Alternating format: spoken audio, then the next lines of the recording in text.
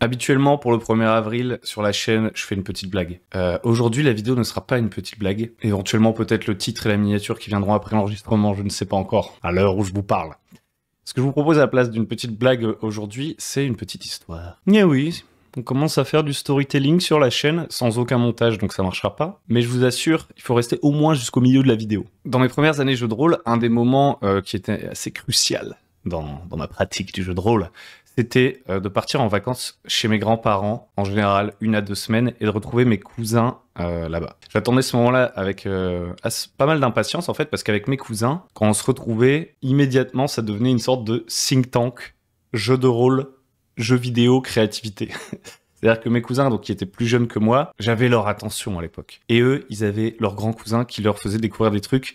Et donc, on avait cette relation-là que vous connaissez peut-être, peut-être que vous aussi, vous avez de la famille comme ça. Et quand on était en vacances, donc moi, j'arrivais avec des jeux de rôle à leur montrer. Parce que quand on était chez nos grands-parents, on jouait pas aux jeux vidéo. En général, s'ils venaient chez moi ou si j'allais chez eux directement pour un petit repas de Noël, un truc comme ça, on était plus sur les jeux vidéo. Il faut bien l'admettre. Mais donc du coup, les vacances, c'était le moment du jeu de rôle, et c'était le jeu de rôle homebrew ultime pendant un certain temps, puisqu'en fait, on avait juste le concept, et finalement, ce qu'on faisait, c'était plus une sorte de jeu vidéo papier. Par exemple, on s'imaginait les futures extensions de World of Warcraft. En fait, on faisait littéralement des brainstorming de jeux vidéo, alors qu'on avait... moi, j'avais genre 10-11 piges, donc eux, ils devaient en avoir 8, 7, 8, ça devait être assez drôle à voir de l'extérieur. Et on prenait des feuilles de papier, on faisait des trucs et tout, on dessinait des maps, on inventait des histoires. Et potentiellement, on en faisait des jeux. Une fois que j'ai découvert le jeu de rôle, ça devenait une composante supplémentaire. Donc, dès qu'on voyait Final Fantasy, boum, on avait vu Final Fantasy, le film d'animation, là. On avait fait un jeu de rôle Final Fantasy, on avait fait Naruto, on avait même fait un jeu de rôle des Sims. Donc, c'est dire à quel point, à ce moment-là, le délire, c'était de voir un truc. Je pense que ça l'est toujours... en partie, voir un truc, genre voir un film, voir un jeu vidéo, voir une bande dessinée, découvrir un wargame, un machin, et essayer de le transformer en un truc où on se l'approprie complètement. Et je pense que ce truc de s'approprier le matériel qu'on découvre, c'est très facilité dans le jeu de rôle, et c'est une des plus grandes forces du hobby. C'est-à-dire que tu vois le jeu vidéo, t'es pas game designer machin à te triturer le cerveau, la The Forge. Non, tu t'en fous. Tu prends des dés, et puis tu commences à faire une histoire dans cet univers-là, et à faire ce que tu veux, en fait, à prendre de la liberté par rapport à ce que t'as découvert. Mais ouais, des fois, on partait vraiment très très loin dans nos délires. Le jeu, c'était sérieux. Et d'ailleurs, des fois, ça donnait lieu à des disputes assez mémorables. Et du coup, pendant longtemps, voilà, c'était vraiment les vacances, c'était l'incubateur jeu avec mes cousins. Et ce qui est drôle, c'est qu'aujourd'hui, bon, on a vieilli. Moi, j'ai 30 piges, donc mes cousins, je suis nul en date et tout, mais genre, le plus vieux, il a peut-être 25, 26 ans, un truc comme ça. Eux, ils ont vraiment poussé le truc après vers le jeu vidéo. Les 2 aînés, ils ont fait une école et maintenant ils bossent dans le jeu vidéo. Et en fait, j'ai revu mes cousins récemment. Enfin, ils étaient pas tous là, mais on a eu l'occasion de se retrouver récemment en famille. J'ai passé du temps en famille parce que mon grand-père, chez qui on partait en vacances, est décédé. J'ai eu de la chance parce que pendant 30 ans, j'ai eu mes 4 grands-parents. Ce qui est quand même assez rare, je pense, de pouvoir profiter aussi longtemps de ses grands-parents. Et donc, on s'est retrouvés en famille suite au décès de mon grand-père. Et du coup, j'ai pu parler pendant longtemps avec l'un de mes cousins, l'aîné qui est un peu obsessionnel. Un peu comme moi, différemment quand même. Mais donc, lui, il est dans le jeu vidéo, et aujourd'hui, il est solo dev. Et donc, du coup, on a pas mal parlé des jeux qu'il essaye de lancer et tout. Lui, il a fait pas mal de game jam à succès. Il a des jeux qui marchent bien sur itch.io. Et donc, dans cette vidéo, ce que je vous propose, c'est d'aller découvrir un de ces jeux, qui pour le coup, lui, n'est pas sur itch.io, mais se trouve actuellement en démo sur Steam. Ça s'appelle, le nom est peut-être pas définitif, ça s'appelle Noobs Are Coming. Et donc, Noobs Are Coming, en gros, c'est un jeu où tout se joue à ZQSD, de ce qu'il m'a expliqué. Ouais, maintenant, j'ai l'impression d'être un peu déconnecté, vous voyez, au niveau du jeu vidéo. Et genre, tout se joue à ZQSD, quoi. C'est une sorte de mix entre Vampire Survivor et d'autres concepts, on va dire un peu roguelike, light. Et où, en fait, on a énormément de possibilités de build. Le but du jeu, c'est que vous jouez le boss final, en fait, d'un jeu vidéo.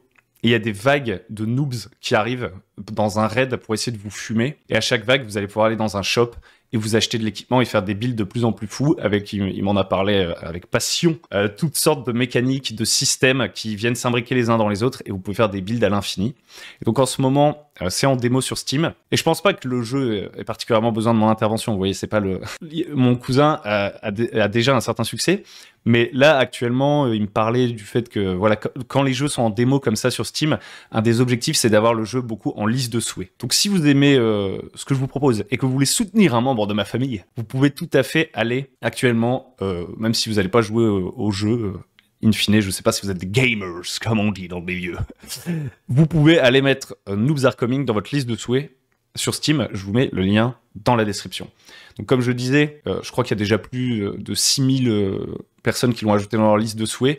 Et il me semble qu'un jeu vidéo comme ça, pour un bon démarrage, mon cousin il m'a dit, il y a une sorte de barrière un peu arbitraire, mais il y a un niveau qu'on essaye d'atteindre. Il y a à peu près c'est ça, 6000, 7000 personnes qui ajoutent le jeu dans la liste de souhaits pour propulser le jeu à son lancement, quoi. Donc je vous invite à aller voir ça. Je vous mets aussi le lien de son itch.io dans la description, sachant que c'est un gros itch.io, c'est des jeux qui sont vraiment beaucoup visités, il y a plusieurs milliers de personnes qui y jouent chaque jour. Donc je vous invite à aller voir, peut-être que vous trouverez ça cool. Et donc il m'a parlé de son jeu comme ça avec passion et tout, et ce que je trouve sympa à voir, même si au final on a pris des voies assez différentes, c'est à quel point lui il a gardé ce truc un peu de vision long terme.